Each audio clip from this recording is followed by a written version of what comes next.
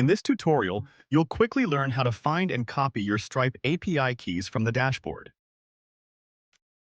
First, click the Dashboard button to access your main Stripe dashboard, where you can manage key settings and information.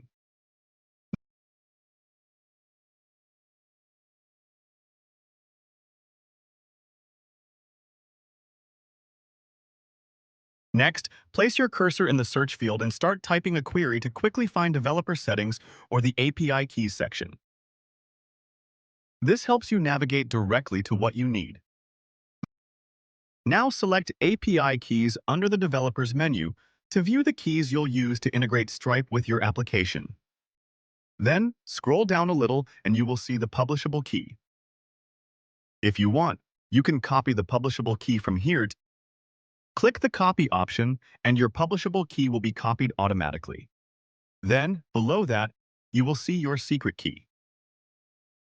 If you want, you can also copy the secret key from here. Click the copy button, and the secret key will be copied automatically. You now know how to get and copy your Stripe API keys.